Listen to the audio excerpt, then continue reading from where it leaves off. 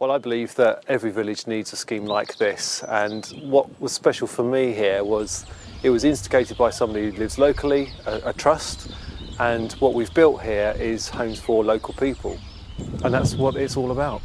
The Redleaf Trust rang me to say, I have some land, I'd like to consider using it for the village purposes to provide affordable housing for local people. From that we were able to go out to the residents, show them the plans, ask them for input into the design, making sure that we picked up on local issues. For instance, the pond here, you know, that's got rainwater we had to deal with. So all of these things were really helpful to feed into the design process. So when it actually came to getting the planning consent, it went straight through, which was brilliant. It was really great that people had such strong links here. We could have filled this over twice, you know, it was that strong. The village pub just along the road, it's very busy, you know, not saying that everybody here is going to go there, but it just brings a bit more vibrancy. There's a cricket club across the road, you know, who knows who the next cricketer's going to be? Could be from Redleaf Close. The lessons I think I'd like to draw from this is actually communicating with people, letting people see what we build is not just tin boxes. They're really quite attractive, they fit within the local area, and then the people in these homes are the very people that already live in their village. They're not being brought in from big towns 15 miles down the road. And some of the lessons that I'd like to take out is that it doesn't devalue, it doesn't take away the countryside, it doesn't concrete over Kent. This is a small little cul-de-sac of homes which is using a small piece of land that are keeping the village alive. And really the lesson is come and talk to us and listen to what we can do.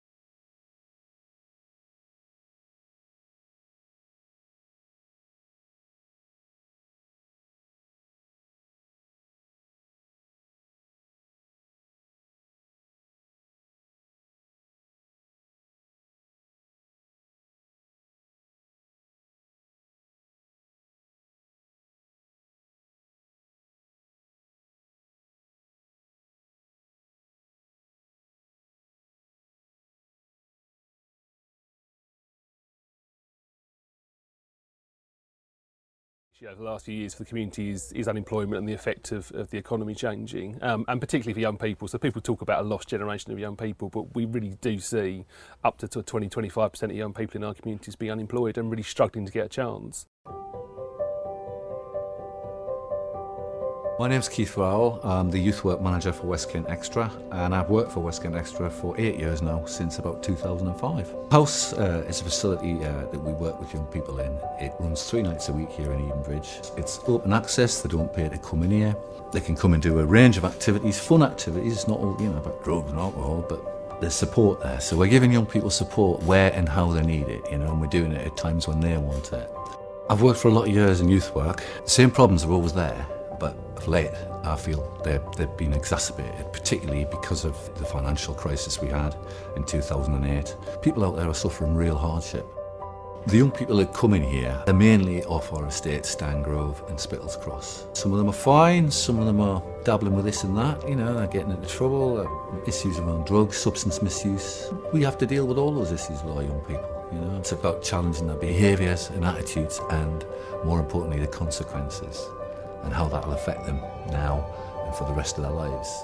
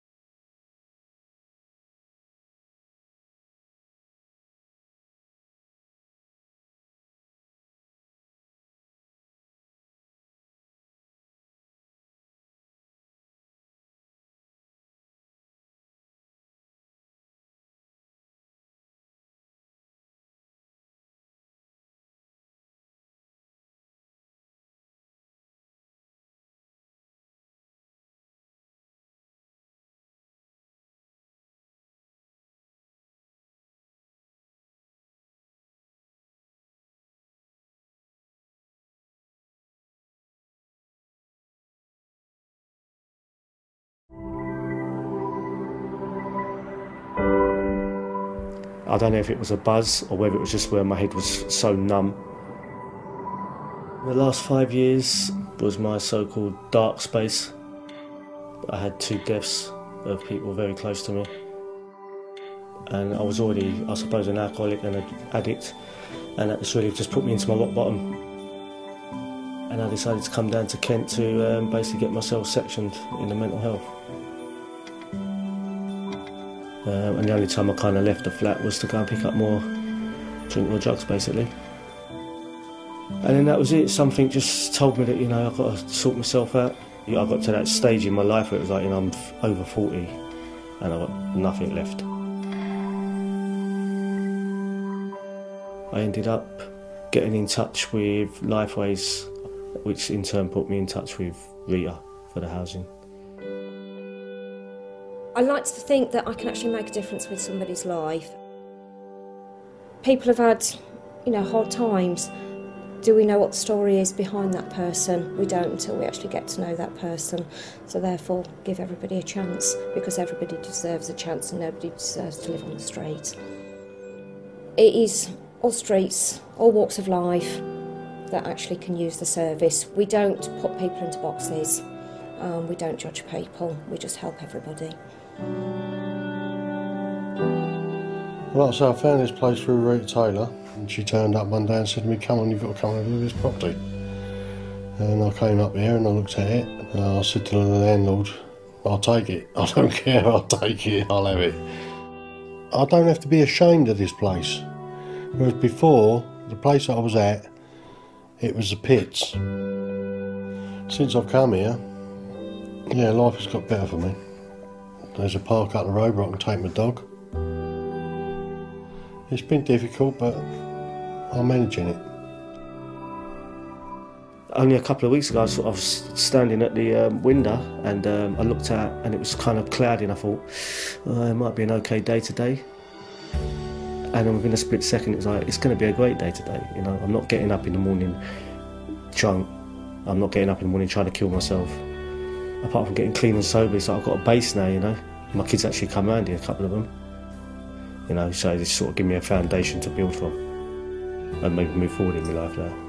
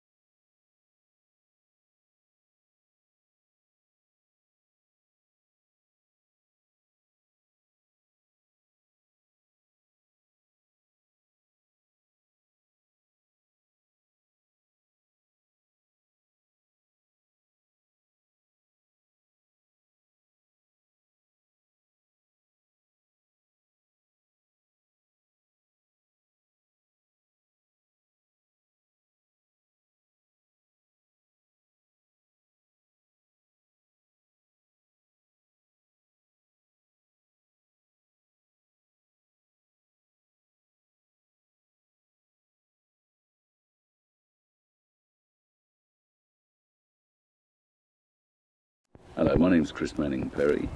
I am now a resident of Bonnie Court, Bonnie Way, Swanley. I moved back in on completion of building.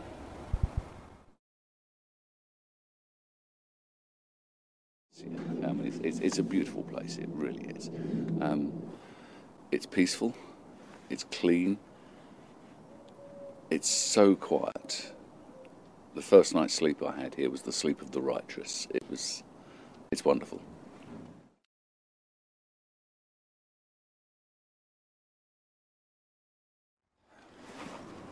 It's giving people peace of mind. Apart from the obvious things like the upper floors, you've got a lift. It's got a secure door to get into the place. Every door in the building is a secure door. It's got deadbolts to it and things like that. There's a room, a meeting room where we can all sit, a communal lounge. We can all get together, have a chat, or just get to know each other. And when you've got that support around you, that means a lot to someone.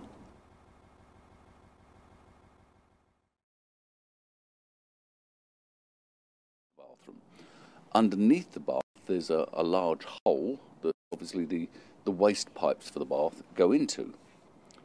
But should you ever need to, you can take the bath out, leave that hole there, and you have the equivalent of a wet room. So you could just shower in or something like that. So if you're wheelchair bound all of a sudden, God forbid, but if you're wheelchair bound, then they can turn it into a wet room.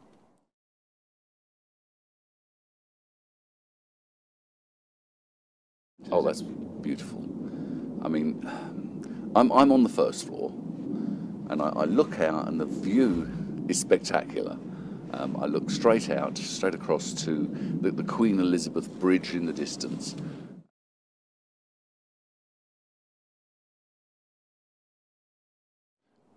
Marvellous, very easy process.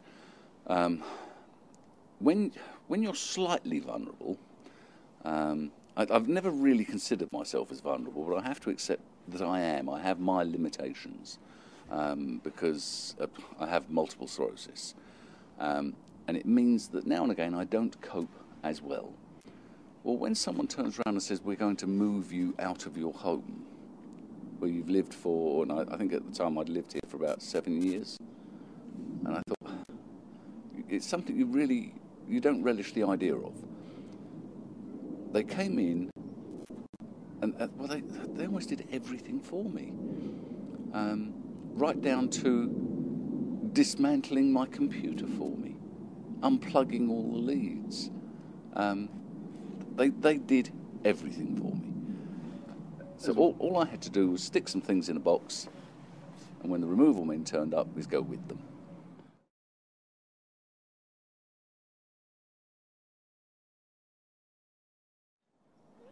You were never taken out of the loop.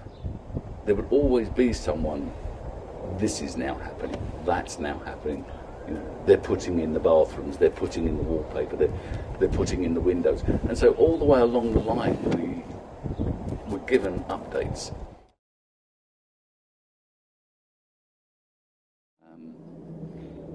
Anyone thinking of living here, just have a look around. I mean, people are actually proud of where they live here.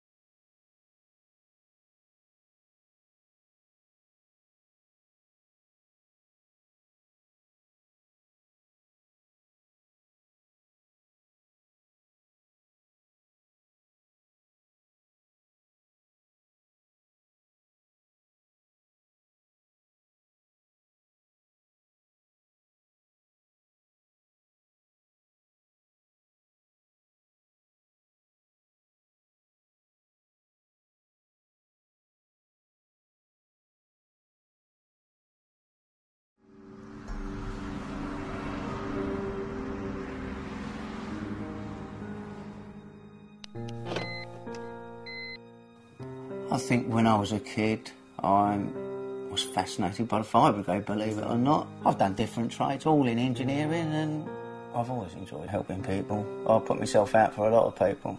I like the reward from it.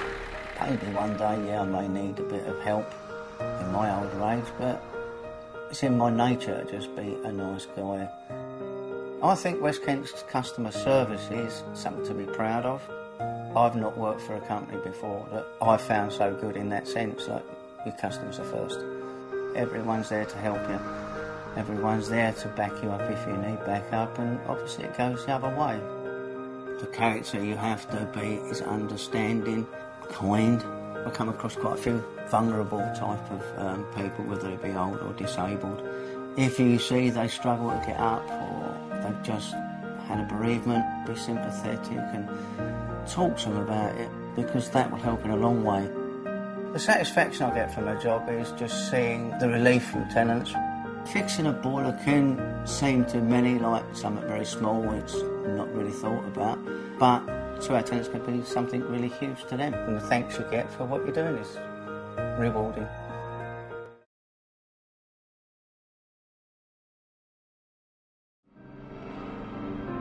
My name is Vari Law. I'm a customer service coach. If we weren't around delivering the services that we deliver, people would fall through the gaps. Generally, there is a will from across the organisation to do good things. We're really, really customer driven, and I think that makes a big difference and shows in the way that we deliver our service. Rehousing people, that is like the start of the journey. Just having a roof over your head, knowing that that's secure, it does change people's lives if all that stuff works. The difficult parts of the job involve dealing with people when they're upset or angry and having to talk people down in those scenarios. I deal a lot with complaints. That can be a challenge, finding ways to deliver bad news. We've all received customer service training, and that gives us the tools to hopefully put into practice. We talk about using something called template 1, 2, 3, where you try and find something positive to say, whether that be an alternative. So if we're saying no to whatever it is they're asking, we might be able to say, but you could go and see so-and-so about it. And being upfront with people and honest, and I think that helps people be less upset with us. I have the benefit of reviewing all the compliments and complaints that come into the organisation, and every week we get this email that goes around to everyone which reports back all the compliments we've received. And this week there was a really nice one about one of our handymen who had gone out and spotted extra things whilst he was in this lady's property and made her feel like he cared about her home and what she needed. I think the values that WestKent holds are putting the customer first, dealing with people honestly, and working with integrity. It's Your Call is our brand name for our customer access strategy, and it's about making sure that we all know that it is our call, it's our responsibility to deliver a good service. We can all make a difference to our customers, but also about making sure that it's about us. It's not just about whether you've got a piece of kit that will do something smart. It's personal responsibility.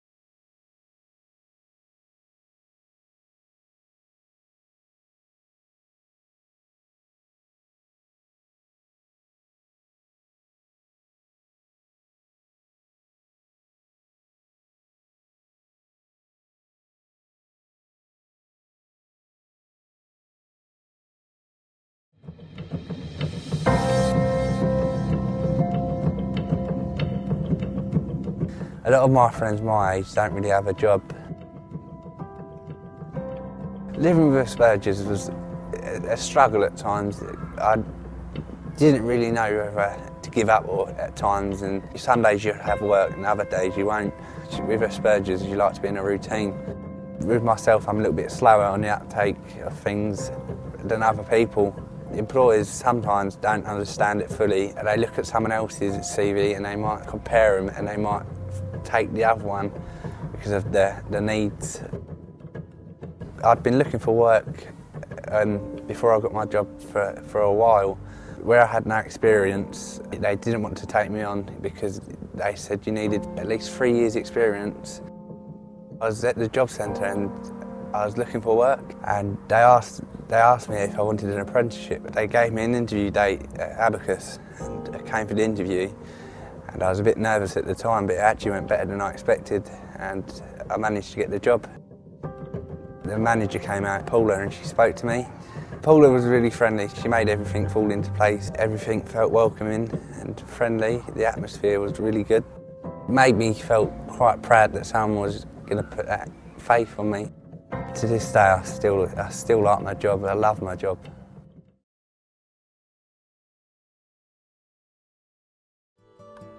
I think the Maidstone Abacus project is a really important step for us. Maidstone's an area with need, but clearly there are other organisations like Golding's working there. So we often talk about working in partnership with other organisations, and this is a really clear example of us doing that in a new area. So this is the first community project as a 50-50 split with an organisation similar to WestKent. So it's Golding Homes, their community charity arm, working hand in hand, sharing the risks, sharing the rewards, and really helping the people of the Parkwood area.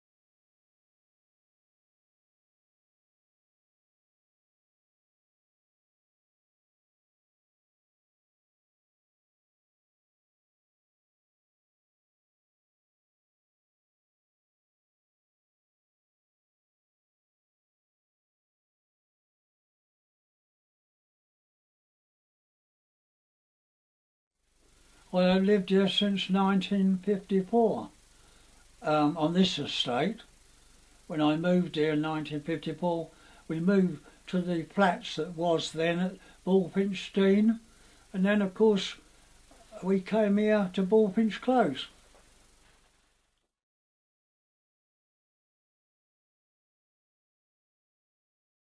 I found them first class. The work's been superb. They've been on time. They've been very polite, all the men who come wherever the job they had to do.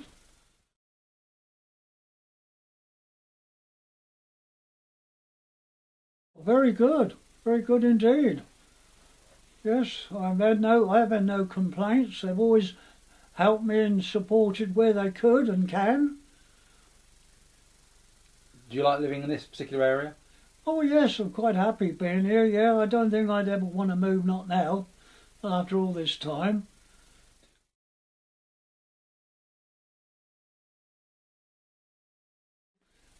In 1945, I decided to volunteer and go in the regular army at the age of 17 and a half.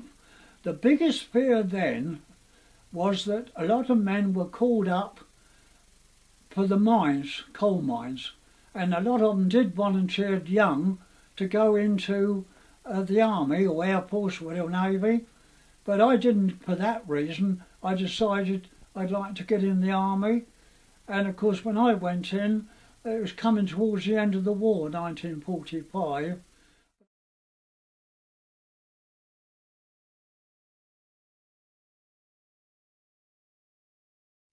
I married Dawn 1949. She was a wing commander's daughter, and so of course we remained married right up until she passed away in 2010.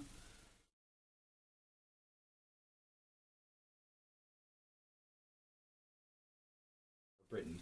Well, the important part of the Battle of Britain, I know it's very hard for the generation and the younger generation to understand, but when you grow up through that period and saw the sacrifice these people made to keep our shores free of enemy, the Nazi power, and of course these lads, without this, I think it would have been a different story.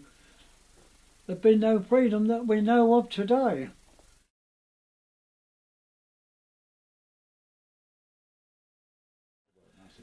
Well, I've been a tenant with WestKent for quite a few years since they first took over this during the tenancy, and as I say, I would like to wish them a happy birthday, each and every one, whatever their occupation is in the WestKent authorities, and I hope this continues.